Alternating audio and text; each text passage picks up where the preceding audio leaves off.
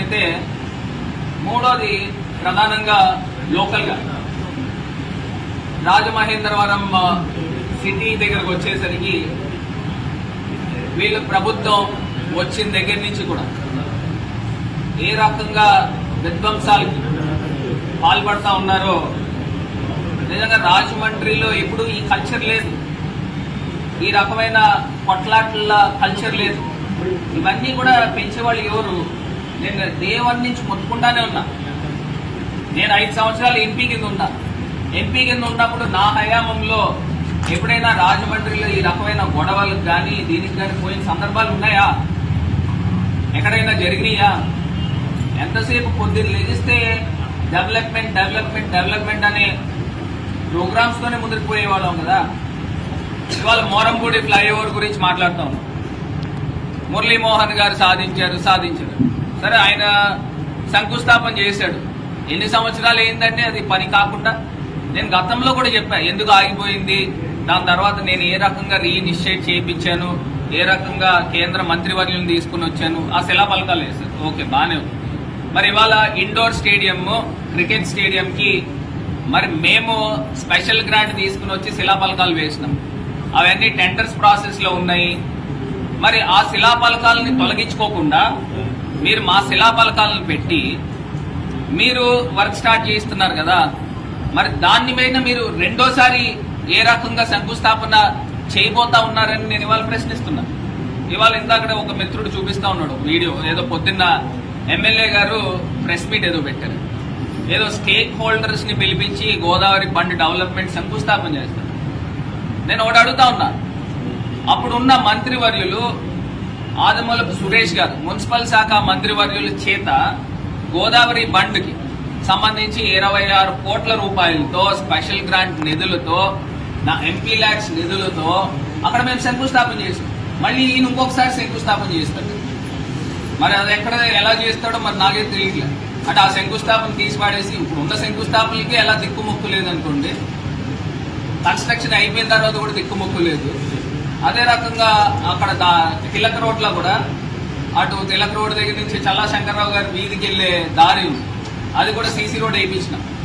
వాళ్ళందరూ అడిగితే, అక్కడ ఉన్న లోకల్స్ అందరూ కూడా అడిగితే సీసీ రోడ్ వేయించాను. అది కూడా శిలాఫలకాలని ధ్వంసం చేశారు. మరి రెండోసారి శిలాఫలకాలను ఎట్లా చేస్తారో ఒకసారి గౌరవ శాసనసభ్యులు సమాధానం చెప్పాలి. ఇది కాకుండా స్టేక్ హోల్డర్స్ ని పిలుస్తారు. పిలిచే చేయండి, తప్పేం లేదు. కాకపోతే శిలాఫలకాలు రెండోసారి ఎట్లా చేస్తారు? మేము ఆల్రెడీ స్పెషల్ గ్రాంట్ రూపేనా దానికి మున్సిపల్ మినిస్టర్ గారు ఆల్రెడీ శంకుస్థాపన చేశారు. ఇవాళ రాజమండ్రిలో నేను ఒకటే చెప్తా ఉన్నా, డెవలప్మెంట్ లో పోటీ పడాలి, పరిపాలనలో పోటీ పడాలి. అంతే తప్పితే విధ్వంసాల్లోనూ రౌడీయిజంలోనూ గూండాయిజంలో మేము పోటీ పడలేము. అది కూడా చెప్తున్నాం, మేము పోటీ పడలేము.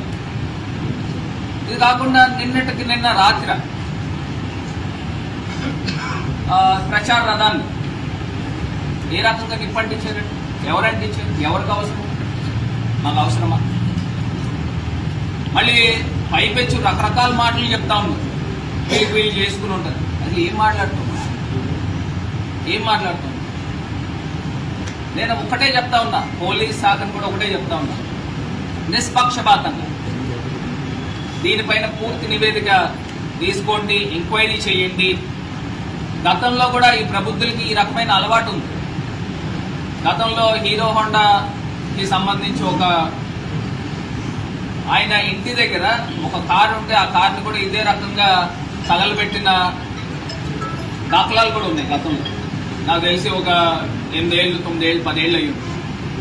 అప్పుడు కూడా ఏ రకంగా ఈ ప్రబుద్ధులకు క్షమాపణ చెప్పారో వాళ్ళ ఇంటికి వెళ్ళి, అది కూడా ఒకసారి గుర్తుకు చేసుకోమని ఆ వ్యక్తులు చెప్తాం.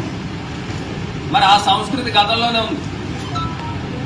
ఏమీ లేకుండా ఉన్నప్పుడే ఆ సంస్కృతి ఉంది. ఇప్పుడు అన్నీ వచ్చిన తర్వాత ఏ రకంగా చేస్తా ఉన్నారో, పట్టపగలు మోరంపూడి ఫ్లైఓవర్ దగ్గర ఏ రకంగా చేశారండి? ఆ ఫ్లైఓవర్ తీసుకుని వచ్చి కింద మీద పడి తన ములకలయ్యి సాధించింది మేము కాదా? మళ్ళీ నా శిలాఫలకం వేసింది. నువ్వు వేస్తే ఏంటి, వేయకపోతే ఏంటి? అసలు అయినా వేయడానికి మీరెవరు?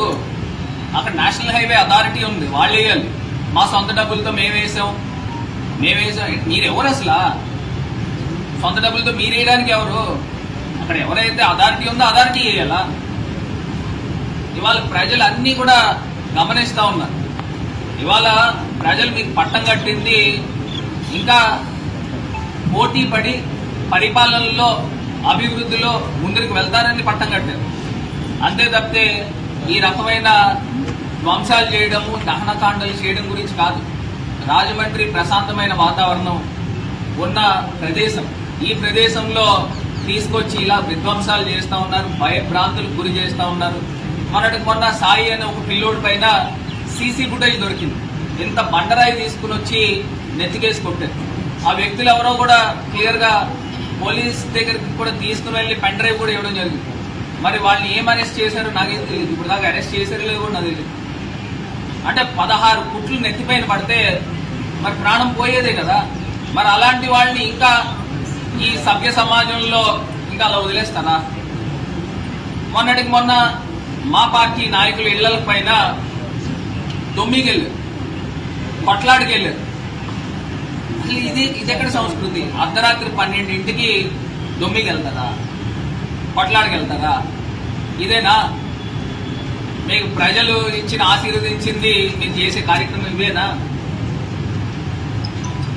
ఎంతో గొప్ప ఆశయాలతో ముందుకు వెళ్ళాలి. రాజమండ్రి కీర్తి ప్రతిష్టలు పెంచండి. ఈ రకంగా అభిమానంగా సోషల్ మీడియాలో పెడతా ఉంటే లాక్స్ లో వ్యూవర్షిప్ వస్తా ఉంది. సోషల్ మీడియాలో పెడతా ఉంటే 40 లక్షలు 50 లక్షల మంది చూస్తా ఉన్నారు. అంటే ఇంతమంది చూస్తా ఉన్నారు అని అంటే వీళ్ళు ఎంత దారుణాలకి పాల్పడతా ఉన్నారనేది ప్రజలు చూస్తా ఉన్నారు. తగిన రోజు వస్తుంది, మళ్ళీ బుద్ధి చెప్తారు.